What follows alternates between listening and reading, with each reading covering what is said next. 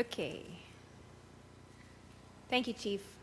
And thank you to everybody that put that together. I think that was very valuable. So thank you. Okay, so number 5 is the Emergency Preparation Task Force findings by Councilman Nipper. However, he is not feeling well, so he chose to not share his germs with us, which is much appreciated. So we'll move on to number 6, Unrestricted Reserves, Councilman Gary Meyer. Thank you, Mayor. I think I kind of dropped an idea of what I was thinking about here, so I wanted to make sure we had some discussion in hopes that there's some appetite for a potential budget amendment with the 1st of August. But essentially, I think I've heard some comments about, we've got these reserves, spending them down. I know I voiced concerns about using this for operational funds, so I said, hey, what about the idea of, us taking those reserves or a significant portion of the unrestricted reserves, right, that would still leave, based on this last budget that we passed, $5.7 million for operations.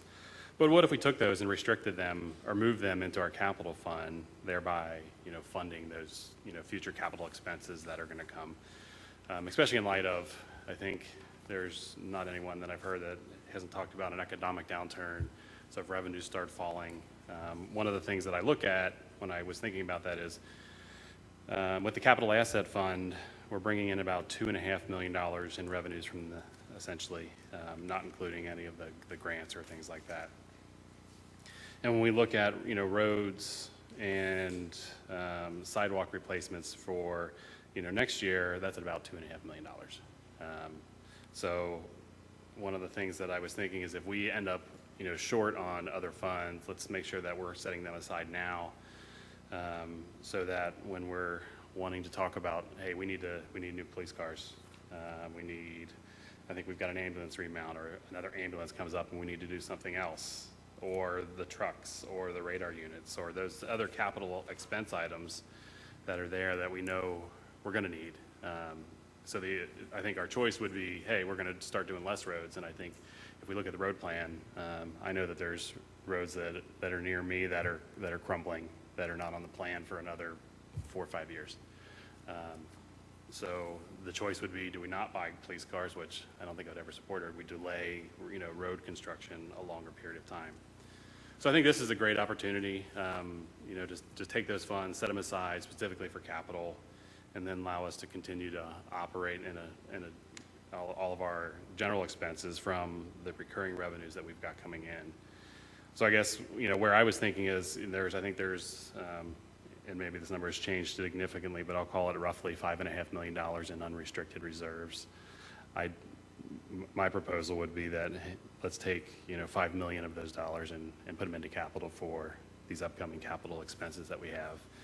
I think we know, I anticipate that the public works facility is probably going to cost more than what we've got allocated there.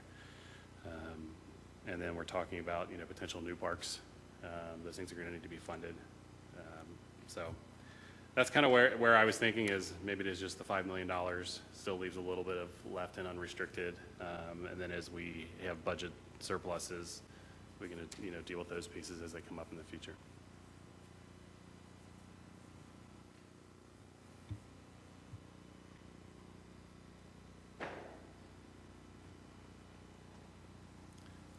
I guess if we've got enough people saying yay, we can ask Mr. Catlin to draft a budget amendment. I think it's a great idea. I think we can help. It's a good way to make sure that we're saving for those rainy days and keeping things moving forward. Also,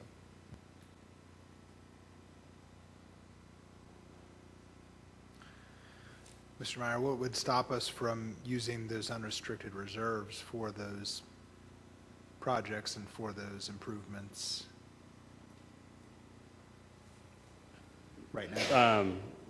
I don't think it really is anything. This is just saying this is council's intention. I think if we looked at the budget forecast, we were winding down those solely with general fund operations, and that's where I had that largest concern, is that we're looking at those and winding them down, and eventually that's going to run out.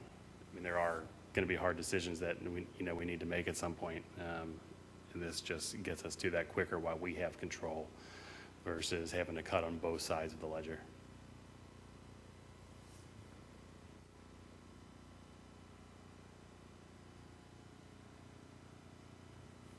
In a very basic level, basically all we're doing is saying this bucket can be spent on anything, and we're moving it into a bucket that says it can only be spent on roads and police cars and ambulances and sidewalks.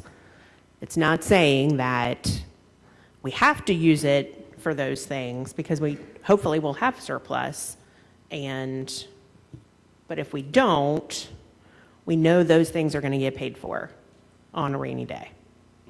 Okay. I just feel like giving a third grade level explanation is the easiest way to do it. My apologies. No. Well, I just feel like for the public too, for everybody to understand, because this city budgeting stuff is very complicated, and I feel like just making it extremely basic is the easiest way for everyone to understand it, and that's just the easiest way for me to understand it too.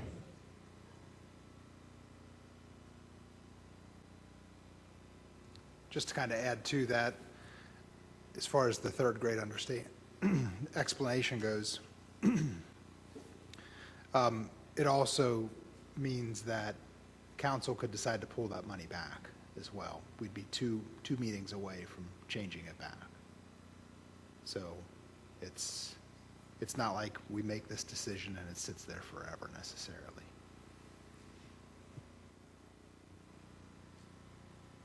I just want clarification, maybe Ms. Kramer can clarify. You know, interestingly, and I think Mr. Meyer, you and I have discussed this at some time in the past, we really don't have an ordinance that establishes this capital asset fund. There's reference to it in the payroll tax ordinance that says 0.5% of the occupational license fees for employees shall be and is hereby restricted to infrastructure and capital asset expenditures for which a special fund shall be established. But I'm not aware of any ordinance that we've actually then said, how do we handle this capital fund and what really are capital asset expenditures and infrastructure? Because I think Ms. Kramer interprets it as depreciable assets, but I don't know if you want to maybe comment as, so I have two questions. One is, how are we currently interpreting it? And two, I know that the auditor always makes a recommendation for a certain percentage, about 3 to 6 months, of maintaining in reserves. Would something that has been, set aside into a capital fund, would that satisfy the auditor's requirement of having 6 months reserves? Yeah, so currently, the only policy that we do that exists is our fund balance target is 30% of our expenditures for the general fund. So again, we don't have anything set for the capital asset fund. But you do bring up a valid point, and I think that is a great thing that we need to look at. But also going hand in hand with the mayor and the CAO position, this is where the strategic plan comes out. And we need to strategically plan for the city and what council wants to do. So therefore, you could come back and say, okay, what do we want to do with capital assets once we do the strategic plan? So I think until all that kind of comes together, that's conversations that both need to take hand in hand. Can you explain the depreciable assets that we take out of capital? So it's not just one-time purchases, it's only things that you depreciate, correct? Yes, that's correct. Can you explain that a little bit, please? On a third grade level, it's required. So again, what's your question as far as the depreciable assets? So our roads, our fire trucks, all of that goes into the capital asset fund, but the depreciable assets only comes into play with the financial statements. So as far as depreciation, that doesn't have to do with our fund balance policy. Is that your question? I'm still not sure my question was answered. How do you define what is a capital What? Oh, okay, What would, so what our, would I'm be sorry. included in the capital? So our capital asset fund, or our capital asset policy is anything over $10,000 and has a depreciable life of more than 2 years. So if you buy a computer, we do not depreciate that. That is an expenditure. If you you go down, not asphalt, just blacktop roads is not depreciable. That is a repairs and maintenance.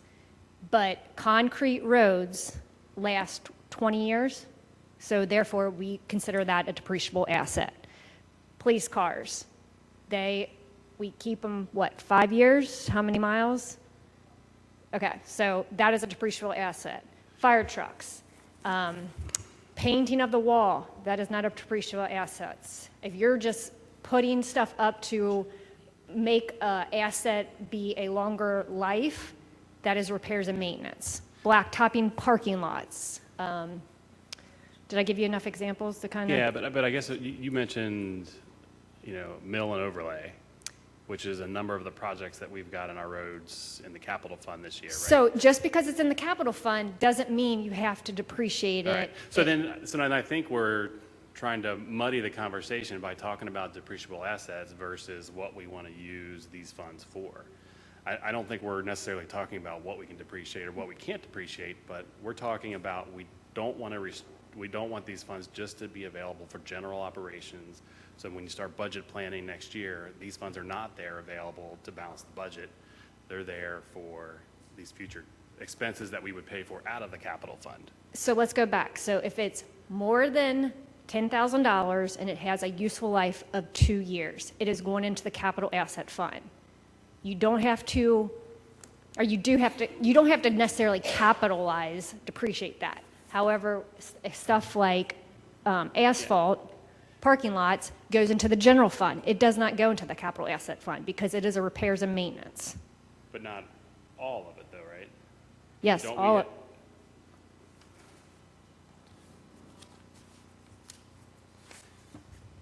But is there a difference between mill and overlay with asphalt? Yes, side of it. So when I look at this budget year, Public Works Road, when I've got 2, 4, 6, 8, 10, 12 roads that are mill and overlay, we're saying we're not paying for those out of the capital fund. Okay, so we are paying for them out of capital. We're just, correct. I understand it. We've got some maintenance things come up, right? But I think we're still merging two things. We're saying we want to take these funds and not have them available for just general operations going forward, but yet holding them in the capital fund for these future capital expenses when the revenues might not necessarily be there next year. We're just talking about transferring those balances into capital fund, not necessarily what's capitalizable, what's not. That's all we're looking to do here. So are you asking me No, I'm not asking a question. I'm just saying, Okay. we started going down a path that was really, I'll say almost a red herring, because we're trying to, I feel, confuse us about what is a capitalizable expense, and that wasn't our question at all. I think we're just looking at, is there something restricting us from putting the money into the capital fund, and I'm not hearing that there really is. I was answering Jack's question. Did I answer your question, Jack? Yeah, it sounds like we have an internal policy that's based on financial accounting. Oh, that's what I'm hearing. We have an internal policy based on financial accounting.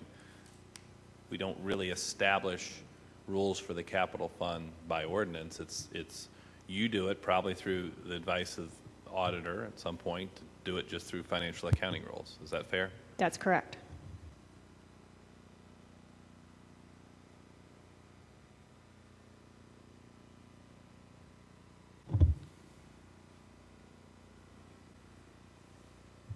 Do you have any other questions for me?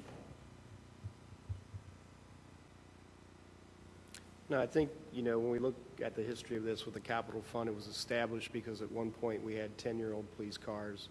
We had roads that were only we were getting $750,000 a year for road repairs and things like that. So anything we can do to help offset that's going to be good. whether economic downturn or not, we already have supply chain issues. We've seen this with vehicles, we've seen this with other stuff. We probably need to start having this stuff, tightening the belt now on that, so that if we do have to go to 150,000 miles on a car, if we do have to go a little bit longer on an ambulance, we have the ability to do that when it's there.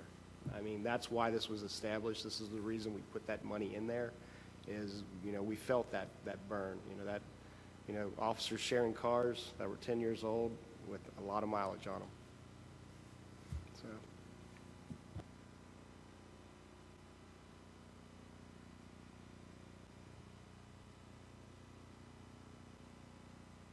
So again, what's the will of council? Are we wanting to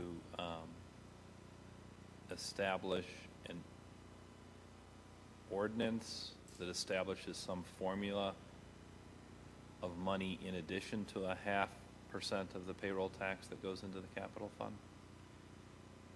I'm trying to determine or hear what council's legislative wishes are in this. I guess my original ask was just a budget amendment, which is why I was trying to get it in and bring it up with the other piece that we just passed, just so that we're moving the funds at this point. So you're just saying next meeting you would propose a budget amendment where you're moving $5 million. from unreserved to capital? Yep.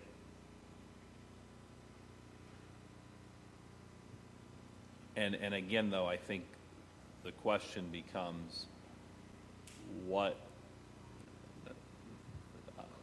from a practical perspective, council budgets everything anyway. So if the money is moved to the capital fund, I'm just trying to think through the practical side of what this is actually going to do. We don't really have anything beyond an internal policy as to what we spend that internal capital fund on. That might have to be adjusted, I guess. Yeah. But I mean, any expenditure out of that capital fund, whether it's in capital fund or in the general unreserved fund, I mean, it's going to have to come to council anyway. So I'm struggling with what we as a city, practically speaking, how that would change anything. Yeah, I think from a practical standpoint, when we think about, this 3 to 5 year forecast that we received, this changes that essentially immediately. So those funds are no longer there for operations. We know that we're holding on to them for future capital expenses. Now, I mean, we could certainly follow up with a separate ordinance saying, here is the establishment of the capital fund. Here are the exact things that we want to pay for out of that. But I think as we're getting into, by the time we're in September, we're already going to be looking at, our revenues, and this is going to impact tax rate, which is why I'm trying to, to have this now, so that we're looking at that forecast again without, this extra money that's there that's not going to be there in several years. This just puts us on that path.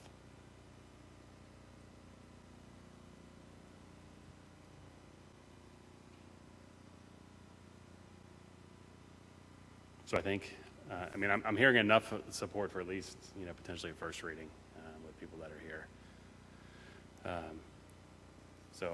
Mr. Gallant, I can work with you if we want, and we can draft that ordinance, and Sure. we'll share it out Yep. in anticipation of first reading in April or August. Thank you, Mr. Meyer.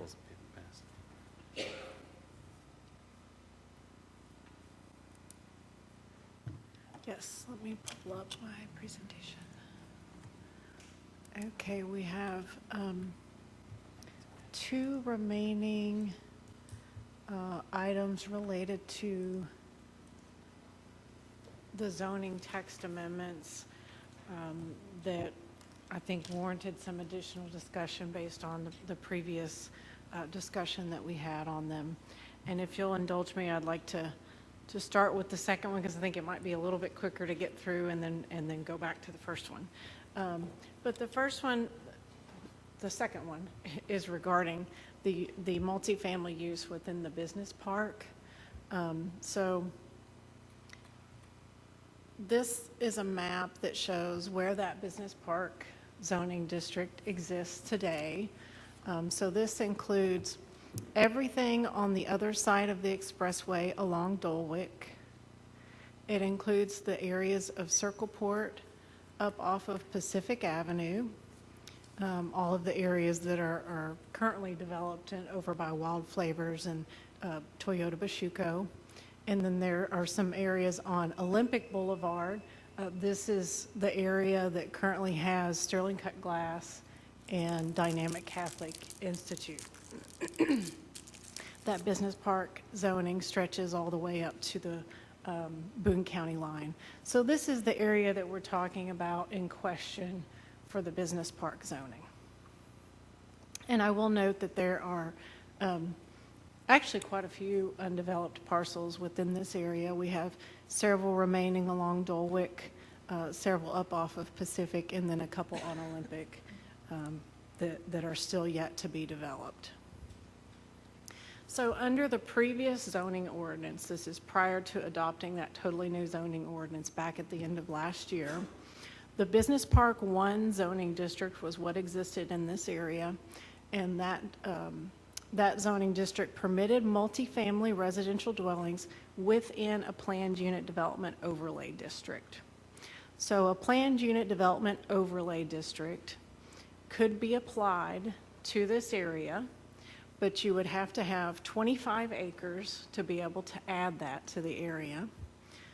There was a density requirement, but the real kicker here is that a PUD overlay would require the developer to submit a development plan, which was called a Stage 1 development plan, and go through a map amendment process to add that development plan as a binding element to the development and to the zoning.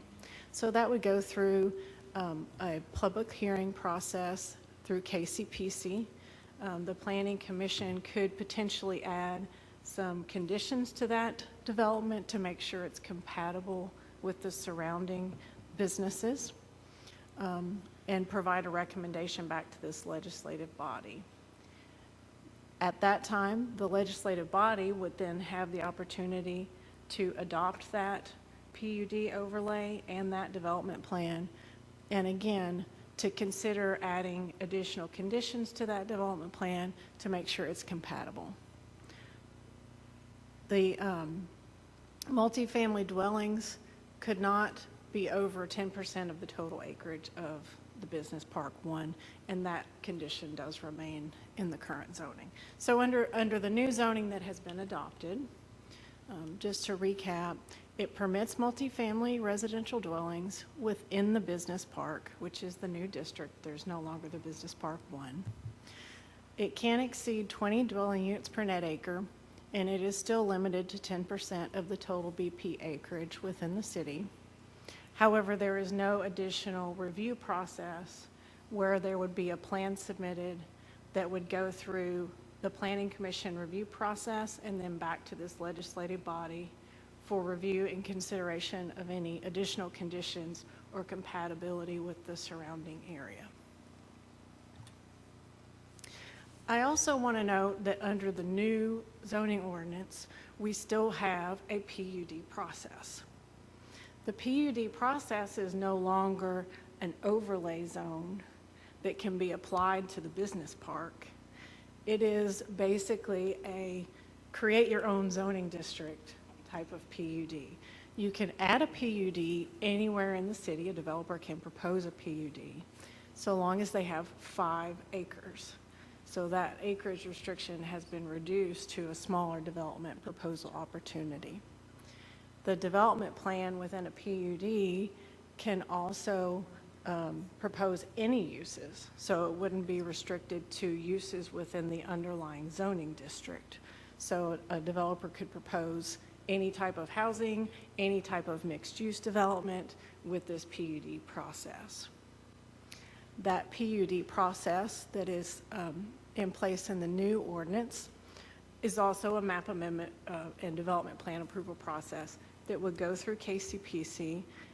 Conditions could be applied and then would come back here to the legislative body for a review and adoption and consideration of any conditions to make sure that it's compatible.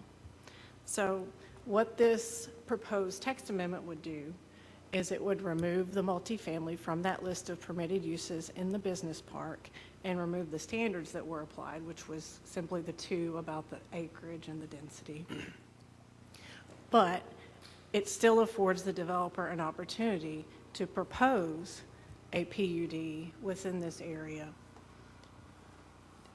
that could be compatible with the area and go through that development plan approval process for this business park area.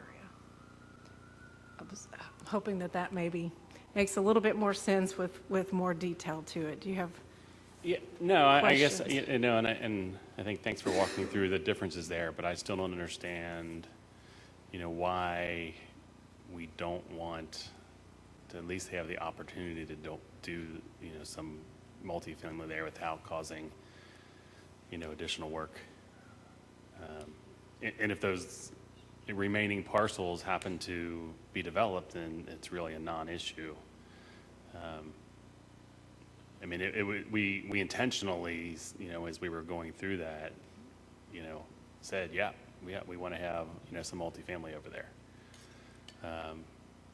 You know, as I worked with Dave and Mark and Andy, I mean, that was, you know, some, you know, in-depth discussions of where we wanted to do those things. And we seemed to make sense to have additional, you know, housing opportunities over by, you know, the area that's currently being developed for, you know, business purposes. I mean, our transit system, mass transit system in the area sucks. You know, somebody can't get from, you know, a trailer park in Ellesmere to the library without, you know, walking 2 miles. So, so the more housing that we can have closer to, you know, employment opportunities, I think is a good thing. This, by doing this text amendment, we would essentially eliminate the opportunity. The opportunity would still exist to do a PUD in the same manner that it does, even with less acreage. Yeah, I guess that's the question. Why is it necessary? The I mean, it PUD? seems as, you know, to remove it, yeah. I think the argument could be made that it, in some of the locations within this district, it may not be compatible, that use may not be compatible with the adjacent uses. Some locations it could be, but I think council should probably look at it on a case-by-case basis.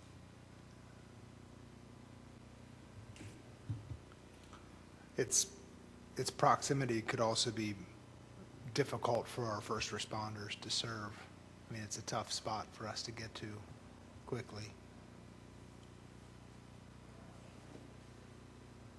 I can't hear you. It would be first on scene, right? If we can't, then Point Pleasant might be able to, or Hebron. I don't think that ruling out a housing development that may never come to fruition is based on a potential response delay should be a reason to eliminate like an opportunity for housing when housing is so scarce right now. Yeah, and I would agree with you. I think if we look at the data, will show that Sun Behavioral is one of the hot spots. So I don't necessarily sense that there's an opportunity, you know, an inability to get there in a timely manner.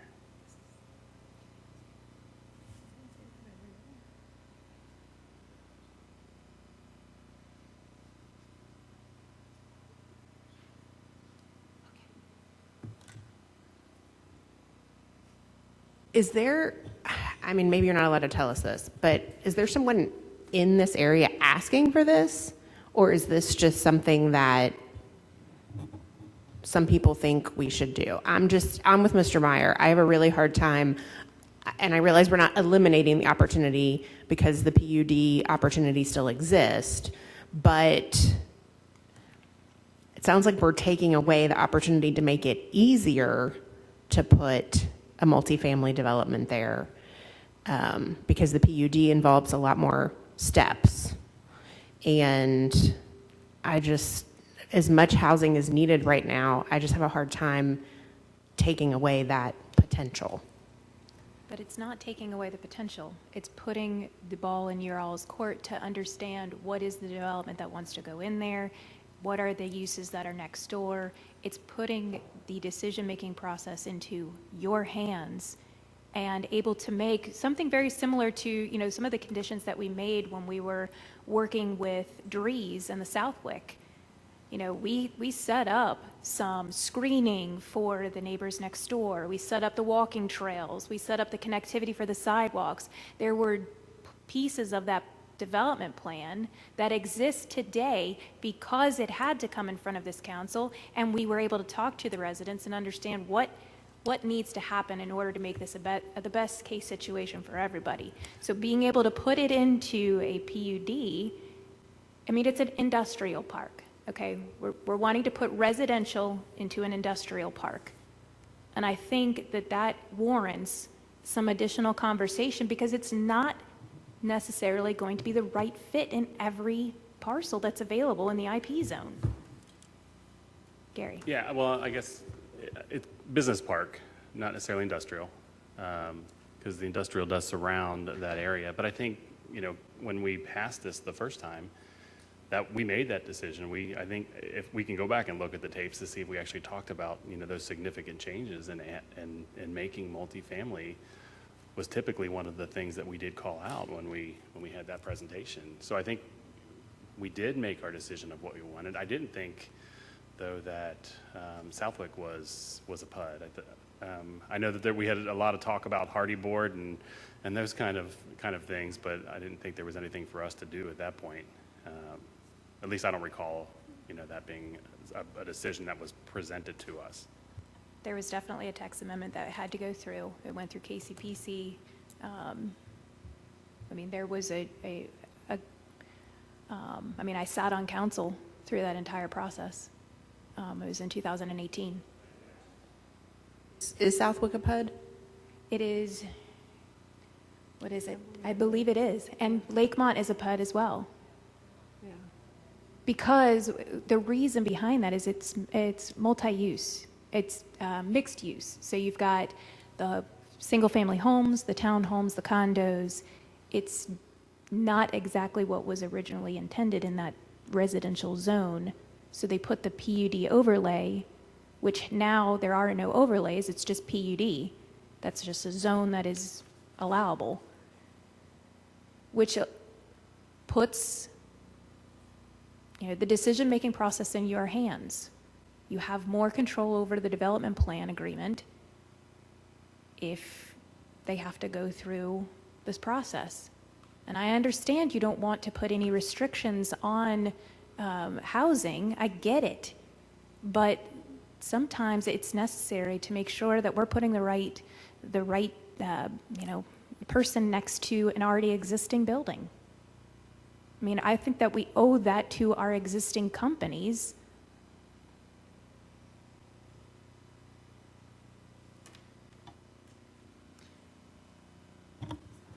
Yes, I agree with you. And I do remember the PUD with Dries, with Lakemont, and we had a lot of control over what happened there. And I think it would be nice to have the control here, too. We're not denying anybody any housing. It's just that we want to make sure it's appropriate because, on the other hand, too, you might develop a housing unit that's going to fall apart because the people aren't happy staying there, and it's not going to be a success. So that's what we want to make sure. We want to make sure that when these people come to us and they want this apartment unit in this particular place, that we do our homework and we look at this and say, okay, is this going to work? Is this going to be feasible, or is this going to be something we're setting them up for failure? It's not a matter that we're just trying to turn them away. It's that we want to make sure it's going to fit in that particular area because, as they said, you got different businesses and, it might make a difference. So I would agree with the text amendment. I guess I'll just add one more point toward economic development. We have a lot of companies that have invested a lot of money in signature buildings in Erlanger, especially along Dulwick, with the Griffin Elite building and the DAV building. And I think we need to be sensitive to those investments that they've made and make sure that anything that does go in is compatible and of the caliber of investment that has already been made. So I think we can perhaps, if something goes into the detriment of those companies, we could risk the ability to attract another great employer to the city. I'm I'm going to say something that's probably going to hurt some people's feelings. and it's probably not going to sound really nice, but I feel like what we're saying is we don't want apartments over there that are not luxury or like Southwick. Because the You know, things, can I finish? Actually, you're trying to put words in our mouths, and I don't know if Okay, that's well, appropriate. that's my opinion. I feel like that's what I'm hearing is we have businesses over there that pay a lot of taxes. I'm not diminishing that. I'm not diminishing that at all. But we have a huge need for affordable housing in this community. Southwick, not affordable housing. So comparing this and the opportunities that might exist over there to Southwick and Lakemont, it's not the same. And I really feel like what I'm hearing is we don't want those kind of people over there. Yeah, I'm saying things that probably are stepping on some toes. But no, that's what, unfortunately, you're not stepping on toes. You're putting words into people's mouths that they are not saying. I was very clear what I was saying, and it is important to make sure that we're putting in a use that is congruent with the existing use next door. but we had Mr. Meyer say that when this was drafted, the intention was to allow it. Why was it not a problem then, but it is now? I do not recall that being a conversation. I was not a part of those conversations with Mr. Meyer. So please do not put words in my mouth. I'm very clear with the words that I state. That's fine.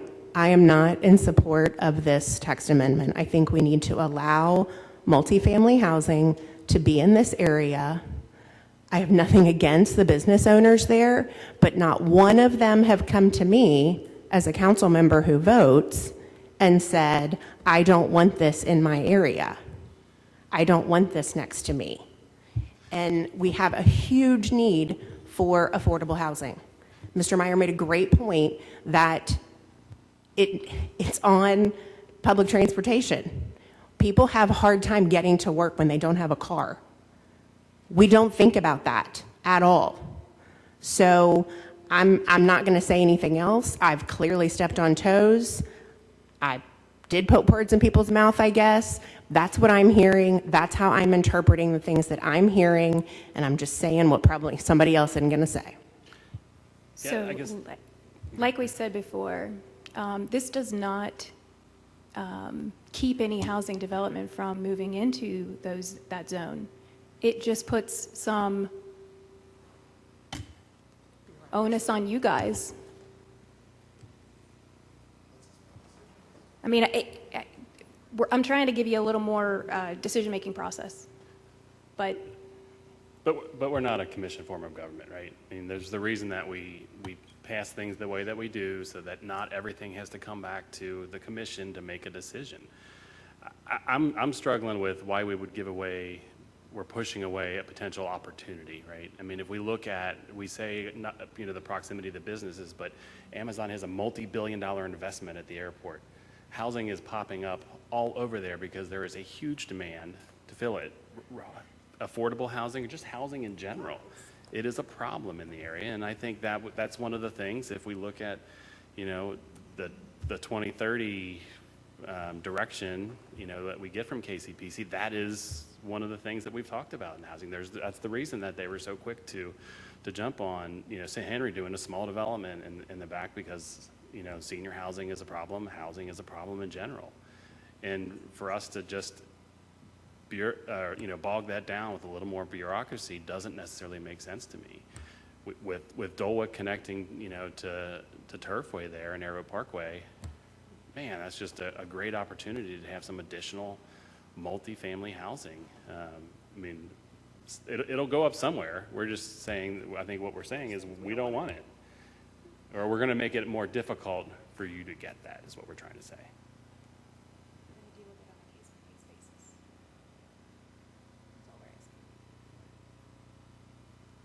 Ms. Kyle. Yes, and I didn't mean that I didn't want houses over there. What I was after was, I like the idea of it coming back to us. But then, correct me if I'm wrong, but I thought even with the way it's worded now, it still had to come to council. No, okay. So I'm probably thinking of a case that was pre this ordinance. The previous zoning. Yeah, the prior to previous the zoning, new because I do ordinance, remember a it group would. coming to us.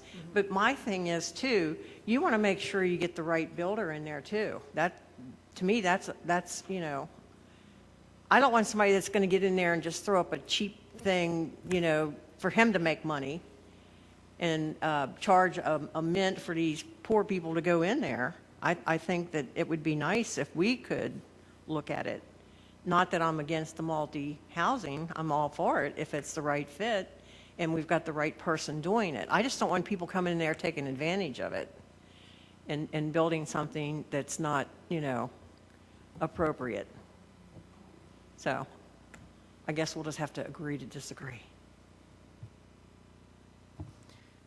Okay, do we want to take a straw poll? This is simply to send something forward to Kenton County Planning Commission for their consideration, and provide a recommendation back to council. So you'd still have to adopt any changes that would take place.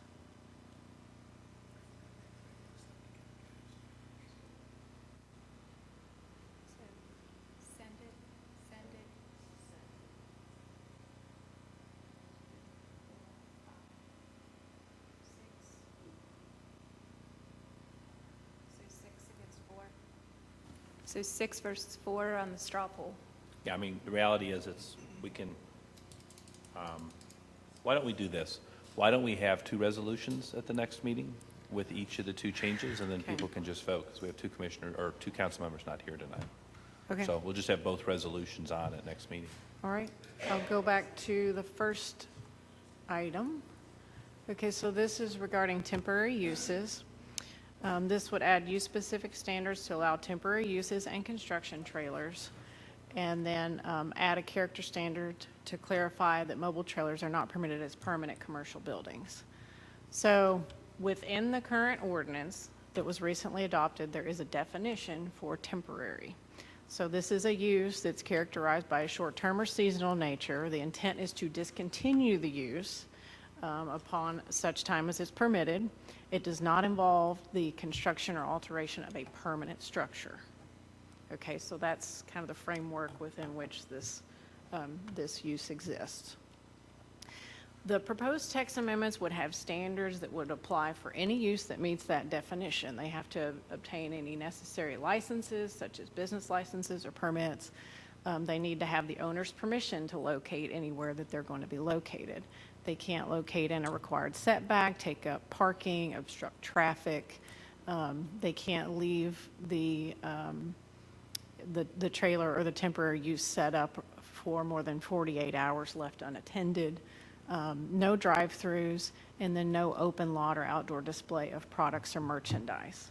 So these are all things, if you want to remove one of them or, you know, consider all of them, strike them when we get into fine-tuning it, however you want to consider these standards. These are all proposed standards.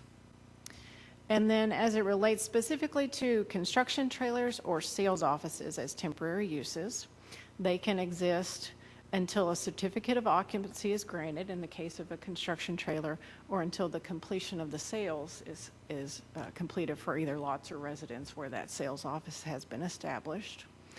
And if it's a sales office, the sales should be limited to you know, what's within that subdivision or being sold by that particular property owner. With regard to permits, if it's a temporary use, it's going to be existing for less than 30 days. They don't have to get a zoning permit. They just need to meet those standards. So this would just be enforced, you know, complaint basis or in this typical way that we do all of our code enforcement. And then if they want to establish for more than 30 days, so this would be more like the construction trailer type of use that's going to be there for a few months at a time, that would require a permit, and that permit would then allow the zoning administrator to establish an endpoint for that use and any additional standards that may, or considerations that need to be applied for that. additionally, to clarify, within the character standards, we would be adding a character standard that states that mobile trailers, so something that's constructed off-site on a permanent chassis, delivered to the site, those types of facilities aren't to be used as a permanent building within the commercial district. And then the exception there, except for these temporary uses that we've allowed per the temporary uses. So that sums up what those text amendments are. What questions do you have? What concerns do you have? Do you have proposed changes or ideas on this? Mrs. Kyle? I don't like the idea of the 30-day, if it's under 30 days, they just move in and nothing's done unless somebody complains. I hate that. I would much rather see if they move in that they get a permit, 30 days at a time or however you want to do it. But I don't like that idea that somebody can just move in and somebody may not notice, and then there you are. You got to wait until somebody complains, and maybe nobody's going to complain. So that's the only thing I don't like about it. Yeah, Mrs. Jasper. Can you go back to this slide? I can't remember what was on it. About the, wait, go back to the other one, sorry. No, not that one. Not that one. The other one. I think there was one more. Yes, that's it. So this, to me, seems to only reference residential developments. But couldn't there be a construction trailer on something that's not residential? Yes. Okay, and is that addressed someplace else? No, that's what this would apply to. So if there's a commercial building being constructed and they have, like, the Mike's Car Wash, I believe, has a construction trailer right now that they're utilizing for their construction process. So this would say, this means that's permitted. They would get a zoning permit to have that trailer on site until the time that they receive their certificate of occupancy for that building construction process being complete. But it doesn't say that on there. About the building, the certificate of occupancy. Certificate of occupancy is what's received when a building is. Right, but I guess it doesn't refer to, it just says lots of residences. And that's where I'm. That would be for a sales office for a subdivision. Okay. I just want to make sure they can't just leave the construction trailer there. I don't know why somebody would want to once they completed the building. Right. But I can think of some examples of some that might exist, so.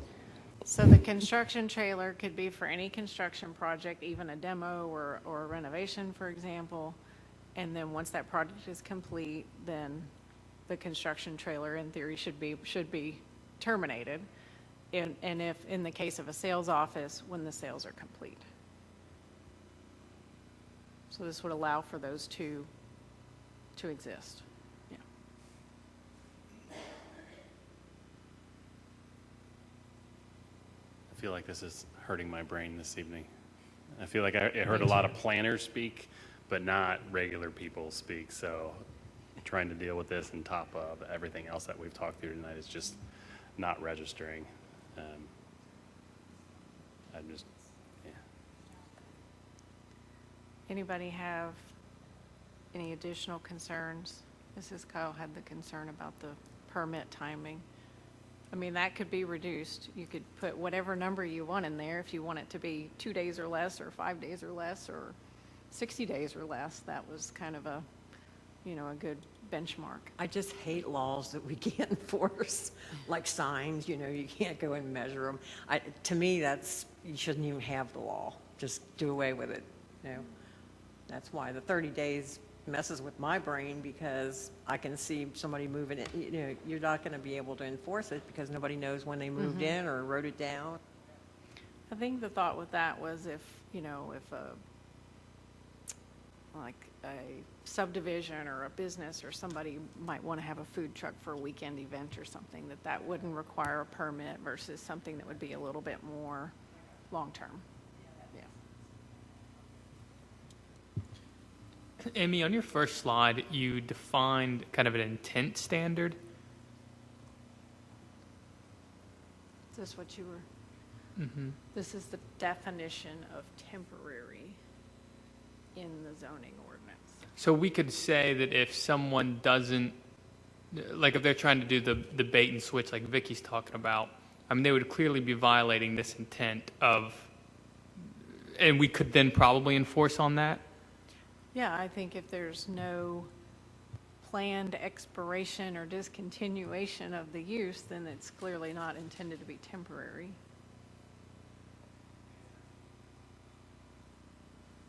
But I think this also leaves that kind of open, right? I mean, I could come and say, I need a temporary trailer for 10 years.